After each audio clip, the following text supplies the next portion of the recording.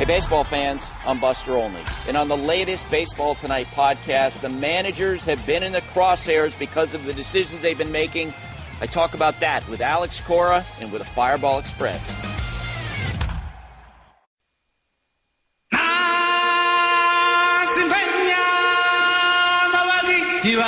And now, the Ron McGill Show. Kevin, you're on with McGill. Go ahead, Kevin. If Stugotz's personality was an animal, what animal would it be? A chicken.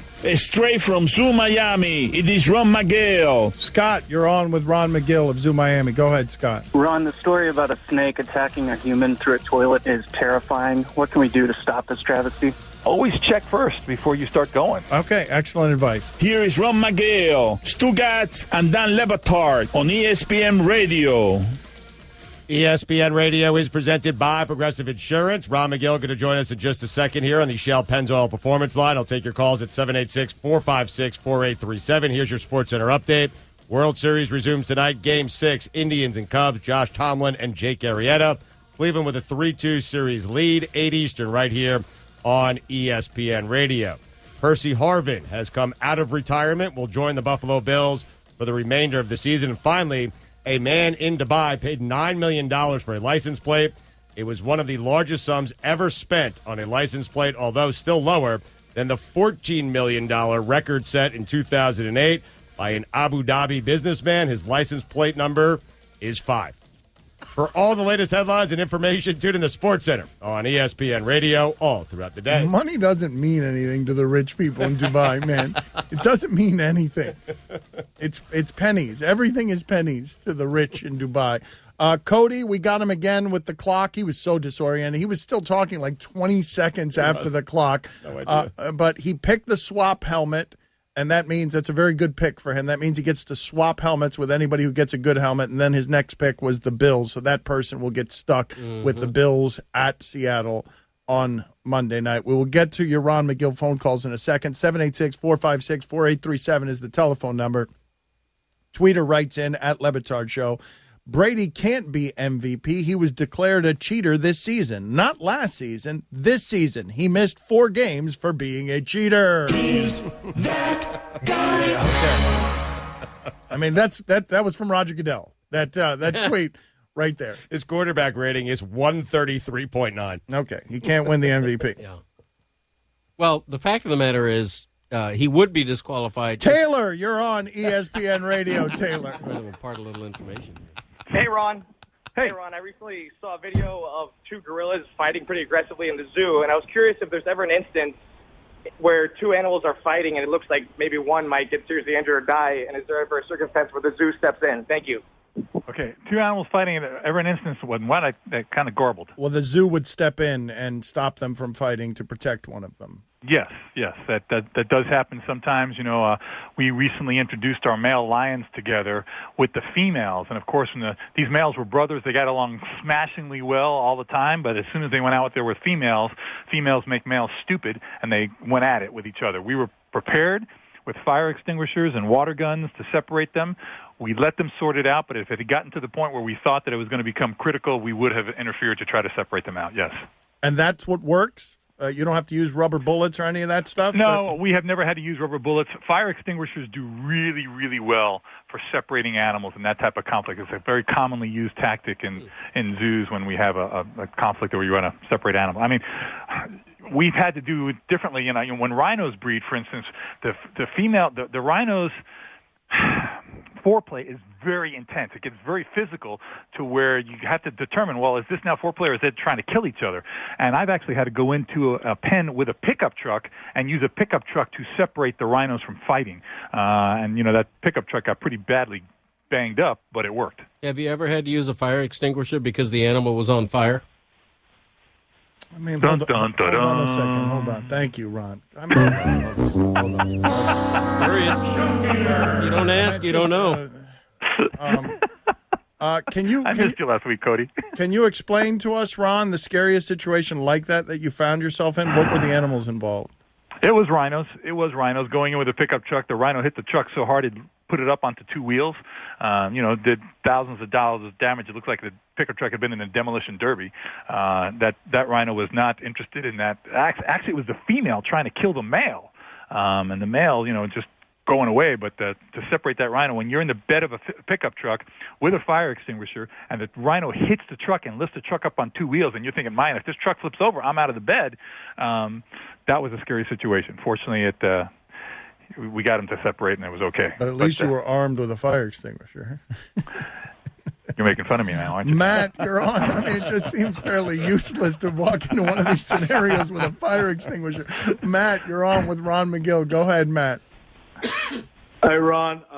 Watched the most depressing episode of Planet Earth last night. A polar bear was swimming about 50 miles just to find food. Ended up dying after he couldn't attack a walrus. So I was just wondering if it's just as bad for polar bears as it seems on the show. Thanks.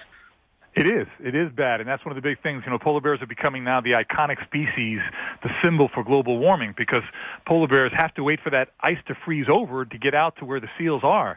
And when the ice isn't freezing over and they're really hungry, they start swimming. And polar bears can swim many, many miles. But now it's getting to ridiculous distances where they're actually finding polar bears that drown. They become so exhausted swimming looking for food that they actually drown. So some people speculate, well, are polar bears now, they've had polar bears actually come on shore and start feeding on things like terrestrial mammals. Is that going to be an adaptation? Are they going to start competing with the Kodiaks and the grizzly bears? No one really knows, but the bottom line is the normal way of life for polar bears is being stressed to the limit right now because they cannot get enough ice to get out to where they have to go. Ryan, you're on with Ron McGill of Zoo Miami. Go ahead, Ryan. Hey, Ron, do dolphins go anywhere to sleep, or do they just kind of float around in the water? It's a good question. A lot of marine mammals, they found that they are able to use half their brain and turn it off. Same with some birds. These animals can turn half their brain off, put it to sleep so it gets rest, while the other half allows the function to survive. For instance, swimming in the water or breathing in the water or swimming in the air or flying in the air. And then they switch sides. So the brain as a whole gets sleep, but it's able to do so one half at a time, so the necessary functions to survive are able to go 24/7. There's a bird, a swift, that can actually, it starts flying, and for 10 months it never lands. 10 months! This thing flies. It never lands, but it's able to literally shut off a brain and be able to glide and follow wind currents and not have to be able to land and still fly while half of the brain is sleeping. I feel like Stugotz can do that. Are they more vulnerable? Are the animals more vulnerable when that's in that state? I would suspect yes, Dan. I don't know for sure, but my gut tells me that yes. It's not at full form, full brain function is not going. It can't be at its full alert form. So my suspicion is that yes. Sarah, you're on with Ron McGill. Go ahead, Sarah. Hi, Ron. I'm just curious, is there any point to jellyfish other than to terrorize people? Yeah, they're actually a huge source of food for many, many other animals. One of the things that love to eat jellyfish, sea turtles. Sea turtles adore jellyfish. It's like gummy bears. It's the best. Mark, you're on with Ron McGill. Go ahead, Mark. Hi, Ron. My friend and I were attacked by a squirrel after we unknowingly knocked on a piece of wood it was hiding behind. It flew and hit my friend in the back. I'm now terrified of squirrels. My question is, should I be? Not necessarily, but squirrels, people look at squirrels like, oh, they're so cute. Let me tell you something. You guys remember the rabbit and Monty Python and the Holy Grail? That's what squirrels can turn into. Okay, these are animals that they're really cute when they're babies. People raise them, and all of a sudden they turn into like these little monsters. Squirrels are rodents with nice furry tails, big cow eyes that look cuddly, but they can become very aggressive. That's not to say that when you come across squirrels in the wild, they're going to come chasing after you. You probably startled that squirrel, and as a reflex, it just went after you because it didn't know what to do. I wouldn't worry about the rest of them. Just don't try to be their friend. Logan, you're on with Ron McGill. Hey, Ron. I'm always at the dog park, and there are so many dogs that try to mount my dog. How do I get her to stop getting angry? Yeah. Well, it's a good thing that she gets angry because it's telling the other dogs don't do that. Mounting is not necessarily breeding. A lot of people think, it's just they want to breed. Mounting is just a form of dominance. Female dogs will mount other dogs because this is a way that they display their dominance. And she's just saying, you know what, I'm acquiescing to that right now, but I'm not happy with it. I would not tell her not to do that because it's very important in the social hierarchy within a dog park that dogs establish themselves the way they're supposed to. Let them sort it out. So I would not chastise her for doing something that's instinctive to tell the other dog, hey, I'm not cool with that, stop it. Ron, why do certain species of male monkeys, such as mandrills, have blue testicles? Well, why do you think? Let me tell you why. Because when they're going out there in the forest, and you'll see, when they're attracted to a female, they do a certain kind of walk, and they can pivot their hips where those blue testicles are like a big flashlight. They go, wow! They have bright blue or bright red. Color attracts attention. So he's trying to let her know that he is a formidable, eligible male, and that's just what color does in nature. Color attracts things, whether it's the color of a flower attracting a bee to pollinate, or the color of genital organs to attract an opposing sex to breed. Ron, was reading the story about Azalea the chimp, who has been trained to chain smoke, and a lot of people are upset because they're saying it's cruel and inhumane. But here's the problem: it's a North Korean central zoo. So, how do you feel about it, and what can be done about it? Yeah, I'm hoping that social media makes such an uproar about it. But again, like you say, it's North Korea. It's an archaic form of thinking. It is cruel. It's terrible. It's like, why don't you start giving them crack and start doing that too? It's something that it could get addicted to. It's uproariously funny is what it is. Really, Dan? Did you just say that, Dan? That's right. And it'd be funnier if they gave him crack. I hope your Twitter just blows up right now. I hope your Twitter just blows up right now. Yeah. Batard, I hope it just blows up. I would love to see one behaving like Samuel Jackson and behaving like Samuel Jackson was behaving as the crackhead in one of these. Which movie? Which Spike Lee movie was it? Dan, are you aware of how passionate people are when they care about animals? It was Jungle Fever, Dan. Oh my God, like Roy! A crackhead. I would like a crackhead. Yes. Oh my God! Again, we're going south. It would be great, wouldn't it? Next question. Fletch, you're on with Ron McGill of Zoo Miami. Go ahead. Ron, my dog seems to realize when I've been gone for a while. I thought they didn't have the ability to tell time. And also, is Cote, speaking of dogs, more like a pug or a basset hound? Cote looks like a pug to me. He doesn't have the really big nose. He has more like the flat face of a pug. I don't know the first question. What was it? Dogs' sense of time. Do they have a sense of time? Absolutely they do. Listen, dogs will know. For instance, if you have a dog at home, you go to work, okay? If you come home in the middle of the day, your dog might be sleeping. But when you come home in the evening time, when he knows you're supposed to be home, he knows that sense of time, your dog is waiting for you at the door. He's there standing up because he has a sense of time. He goes, I know this is the time he normally comes home. They have this biological clock that works perfectly, and they can tell time that way. It's fantastic. Thank you, Ron. We'll talk to you next week. Very informative, hugely informative segment, as usual. Yeah, keep giving crack to animals, Dan. Yep. I'd love that. Time to convince the listeners to pay for things we can get for free.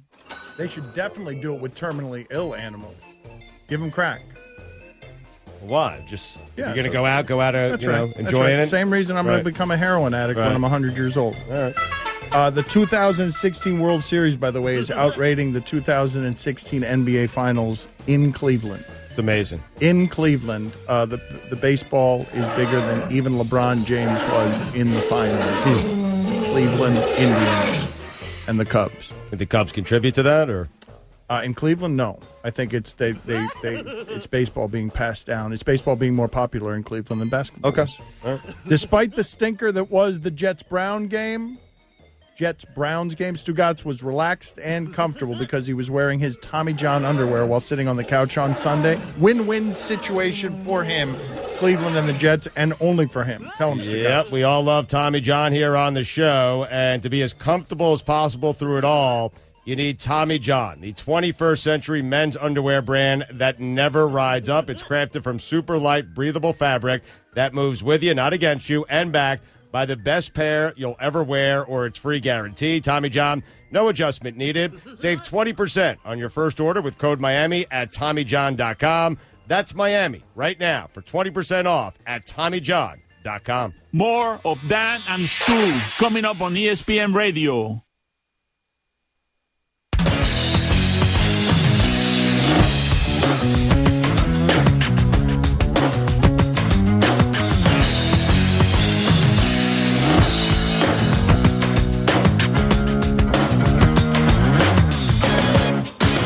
Dan Le Batard. Anybody remember the late 60s singer Oliver? He had a couple of hits, including Good Morning, Starshine. That guy, he is the brother of ACC Commissioner John Swofford. Stugotz. Now who didn't contribute? Oh, you saved the show. This is the Dan Le Batard Show with the Stugotz on ESPN Radio.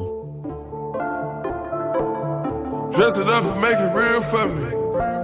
If you missed any of the show, you can listen to all 3 hours of the Dan Le Batard Show on demand in the ESPN app, plus our Miami-only hour that airs before the show. And now you can subscribe to our Best of podcast. It's all available in the Listen tab of the ESPN app. Tim Legler's traveling, so we're going to have to get him on later this week to review Halloween for us. You guys really enjoyed that segment yesterday. Tim Legler is an obsessive-compulsive Halloween person. And so we will get a review of his Halloween night later this week. I watched that segment back yesterday when I got home, and Legler crushed it. I mean, he just took us through a tour of his house. We didn't need to kind of prod him or prompt him. He just did it beautifully. It was perfect, man. Yeah, it was great. Mike, I would like to come up with, Ron McGill is being universally applauded, as he almost always is when he's on the show with us. People really love that segment.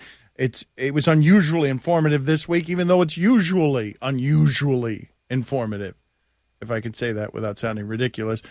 Tweeter writes in the car, my wife is hearing your show for the first time and Ron McGill is on. She looks at me totally confused. I simply say, gold. That is the response. That is what you are to say when someone looks at you confused about Ron McGill. But he was talking about getting fights broken up at the zoo with a fire extinguisher. And what I would like cleared by Human Resources and agreed upon right now is when Stugotz or Greg Cote at some appointed time do something that is so universally frustrating that I can spray them with a fire extinguisher. What can we agree on? Come on, it's got to be fairly extreme, obviously, but what can we agree on? What would you guys be willing to agree to? What? No, but wait a minute. Well, what do I get to do Wait to a minute. you? You do something. That's fine. Me too. Whatever. Let's find what it is. That's fine. It doesn't have to be just me doing it to you. Let's find what we can agree on that is okay by everyone, just like we've got a fining system here that fines people for misbehaviors. Let's find some extreme thing that when it's done, you would be agreeable to getting a fire extinguisher blast. I think it'd be visually great on television if we were to start doing that. So let's figure it out. Man, you guys recoiled. Of course, we'll do it to me too. You guys really recoiled. And I'll tell you why you recoiled. Because you know that you deserve it. You recoil because you know you're going to do something that deserves the fire extinguisher because Cody's done about 9 of them today. Right, and I've had days like Cody is having today, and so that's what was running through my brain, through my prism, is how many times you would do that to me on one of my bad days. And I don't want to be blasted with a fire extinguisher. Okay, but it'd be funny, and let's figure out how we can do this. Okay, I'm really going to send this email now, okay? Yes, please do. Dan would like to spray the co-host with a fire extinguisher. Whatever agreed upon, I want to agree upon That's an it. important detail for me to include in the email. Thank you. Thank you. Please do that. All right, but I get to use something on you in turn. That's fine. No, you could use the fire What extinguisher if I on want me. something else? I would prefer like an electrified cattle prod. Fine. Okay. I mean, it just feels dangerous. How about like a taser? That feels dangerous as well. That's fine. But your guys are the one here worried about a little mist in your face. How about a super soaker? That's not as visually funny on television. Oh, it is. I believe that it is. And it came from a texter, and I think it's very, very funny. I mean, those things. I mean, I'm telling you, Dan, if you pump it up enough time, that water comes out hot, man. Oh, it does. Yep. Right in your face. Especially up close. It would hurt. It would hurt. I think, all right, put that up on the poll, Guillermo. Funnier, super soaker, or fire extinguisher? Because I think visually funnier is the fire extinguisher. Fats and Info, we're going to put you on an impossible assignment here that's also a great assignment. You guys are always accusing me of inserting race needlessly into conversations. I'm going to do it right now, totally gratuitously. Give me the last time in the NFL a quarterback threw 4 touchdown passes. This is from a texter to 4 white wide receivers like Brady did last week. Wow. Give me the last time that happened in the NFL. It'd be great if it was Brady the week before. I mean, that would have been my guess. That would have been my guess. 4. He may have done it, actually. Gronk, Edelman. Hogan. Amendola. Like, he's probably done it a couple of times. You think? I'm not sure, man. I mean, Hogan's the wild card here. They usually don't go this Caucasian. They go plenty Caucasian. Yeah. I mean, you're probably right that it's Brady because he's probably thrown 3 to Woodhead in some game. Welker, back in the day. Or something. But before this permutation, give me the I mean, it's got to be something ridiculous, right? Because they're the only ones who have any white wide receivers. It's got to be. Well, he hasn't done it this year, so we have to go back. I mean, I'm guessing it's Brady, and fairly recently, he's only had 1 game of 4 touchdowns this year. I think cornerback, numerically, cornerback is the only whiter position in the NFL. Blacker position. Yeah, I meant the fewest whites. Right? Against Pittsburgh last year, he had 3 to Gronk and 1 to Scott Chandler. No, but that's not how I want to do it. I want to do 4 different white wide receivers. Oh, okay. 4 different. Yes. Because I'm probably sure you could find a game where Aaron Rodgers had 3 to Jordy Nelson. And no, 4 different wide receivers. White receivers. Good luck I bet with that's that, an Chris. NFL first. I bet it is. I keep trying to throw things out there to make it easier for you, and he keeps shooting It can't down. be an NFL first. There has to have been a time when the majority of the receivers were white. Yeah, no? but back then, nobody passed. Back then, the leading guy had 12 touchdown passes all year. I mean, I want to give Brady the MVP trophy right now just for that. Like, just ship it to him now. It's not just that he's beating you. He's beating you with 4 different white wide receivers. Why? Because bleep you, Goodell. Stay tuned. More Dan and Stugotz on ESPN Radio.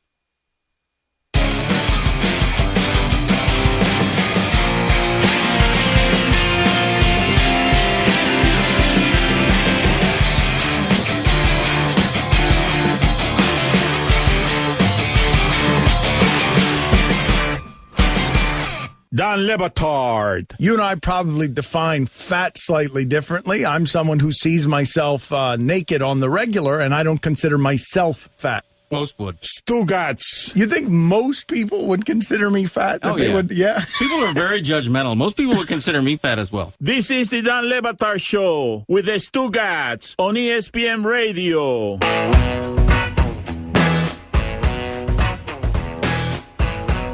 ESPN Radio is presented by Progressive Insurance. Guest on the Dan Le Batard Show appear via the Shell Pennzoil Performance Line. Here's your Sports Center update. World Series resumes tonight. Game 6, Indians and Cubs.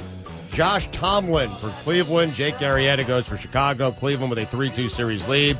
8 Eastern right here on ESPN Radio. Percy Harvin has come out of retirement. Will play the remainder of the season with the Buffalo Bills. And finally, the NFL rating slump is affecting pizza and wing joints.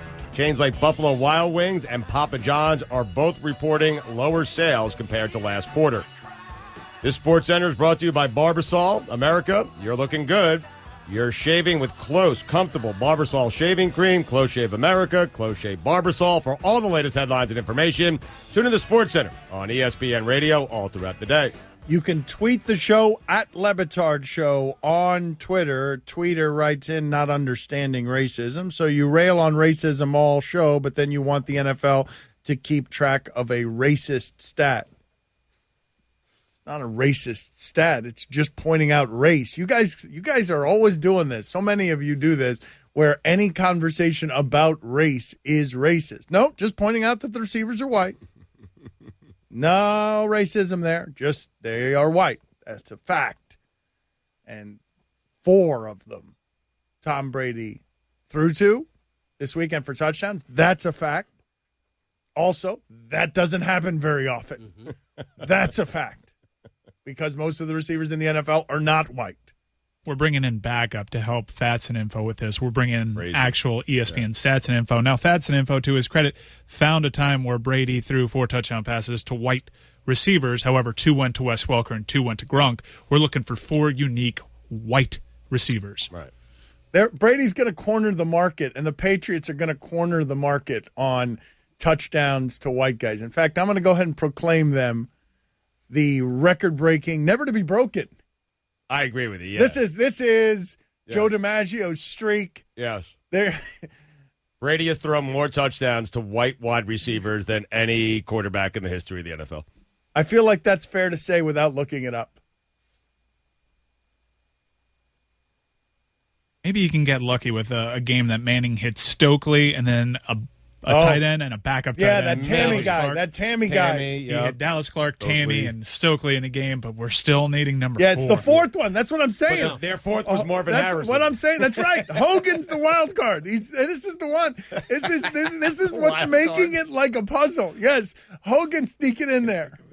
I think of teams with multiple white wide receivers. Mike, don't you have a sounder that makes me a superhero that flies in to talk about race and then disappears? Don't you have that somewhere? Yeah, it's off like the main sheet because we replace it with Matthew McConaughey for all our race discussion. So give me a second. All right, that's fine. I'll wait you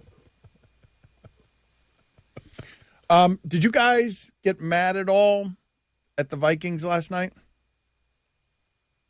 Mad in what sense? I had them in the grid of death. Yes, I found myself getting very, very mad at the Minnesota Vikings last night. I'm just tired of that kind of football. That's how the Vikings are going to lose in the playoffs. Their defense is going to be very good, and they're going to be undone by their offense because they can only get 10 points. You have it there? Race, man. Yeah, that probably deserves to be replaced. It's pretty terrible. Yeah. Not even certain the Vikings are going to make the playoffs. And they're 5-2. The Packers are 4-3. The Lions are 4-4. I mean, the Vikings aren't very good. I'm sorry. Their defense is very Their good. defense is great. Their offense is terrible. And the schedule is pretty hard.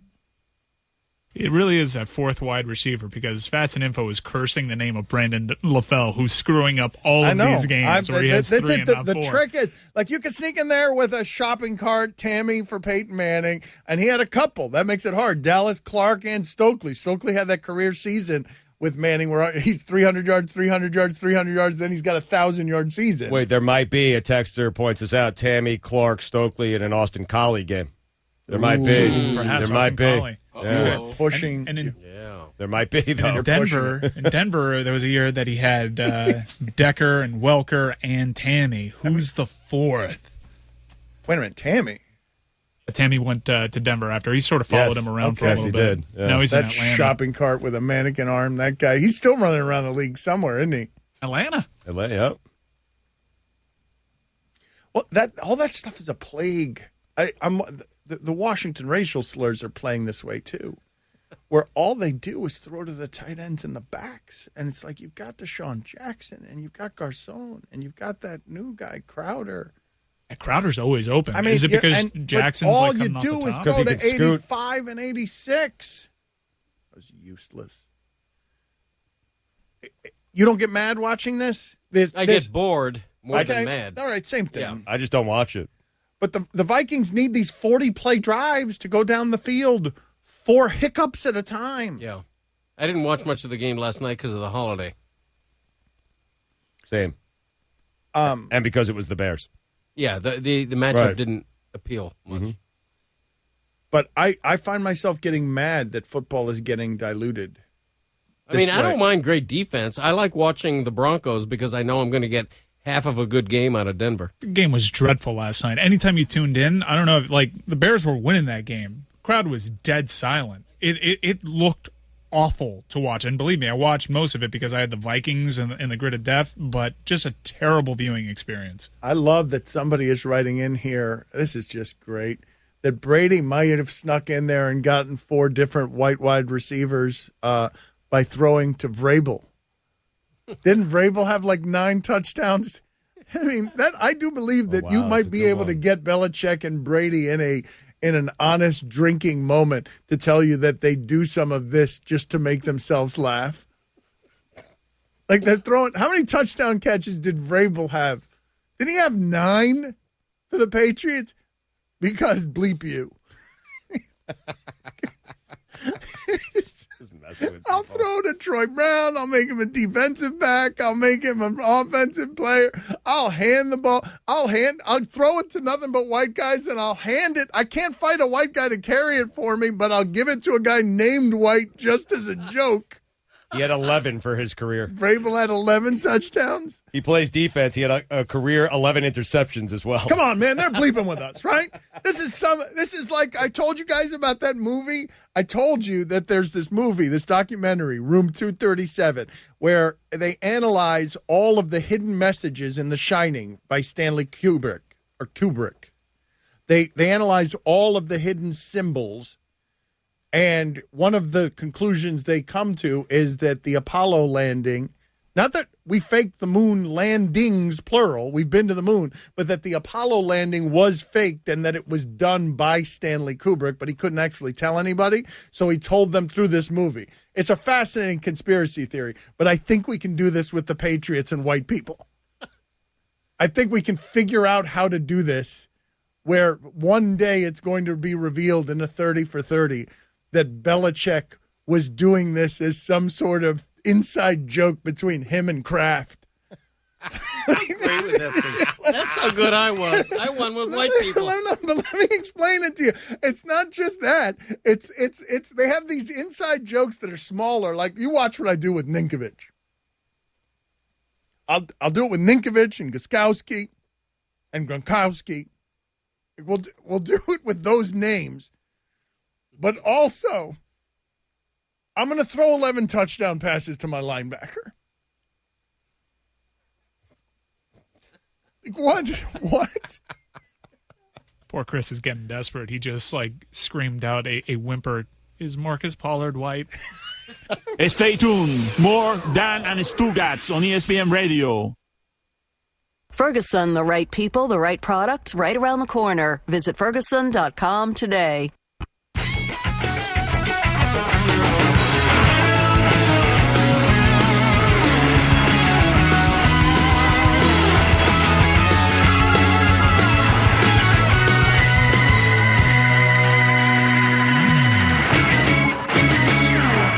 Dan Le Batard. I want to talk about what Greg Cote just did to the show. After nominating Mark Spitz as the first sex symbol that came off the top of his head, he then sent us all scurrying for Rick Fox's career numbers. That's your contribution to the show so far, Cody. I got more. Stugotz. What are you winded from? It takes a lot of effort to ruin a show. This is the Dan Le Batard Show with the Stugotz on ESPN Radio.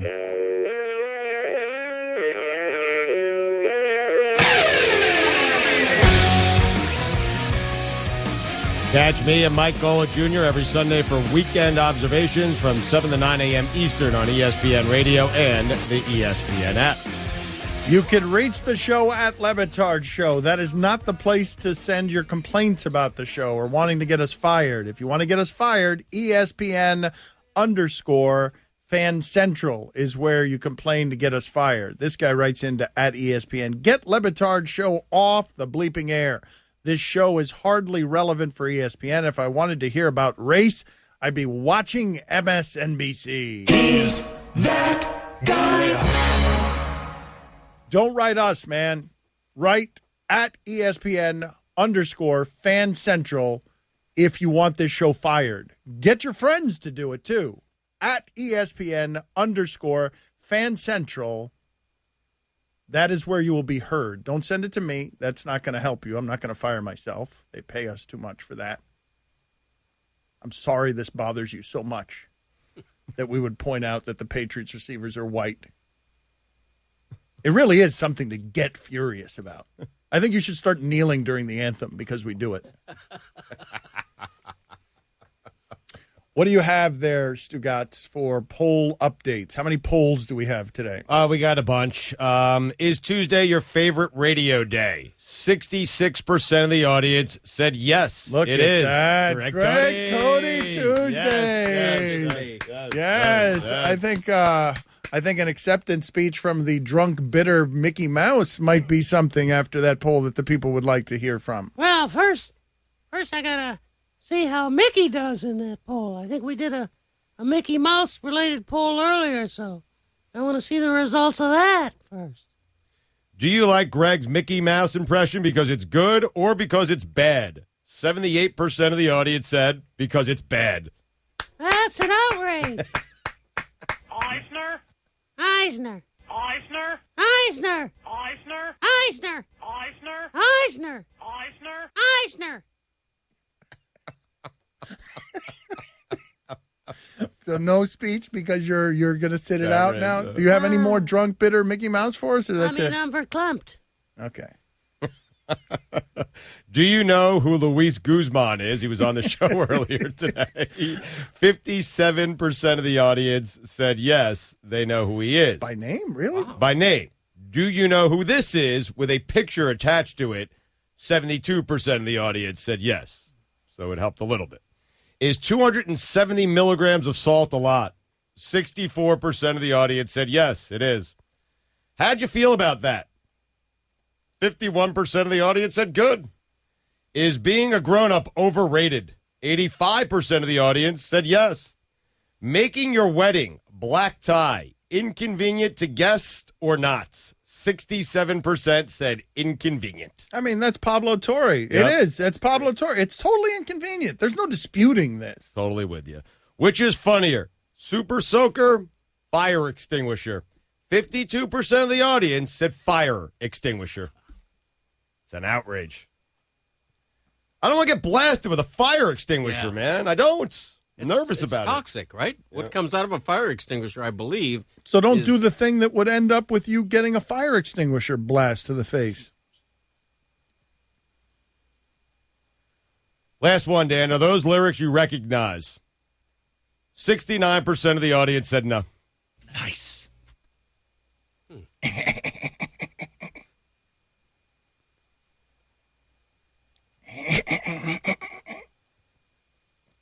Terrible. What is that?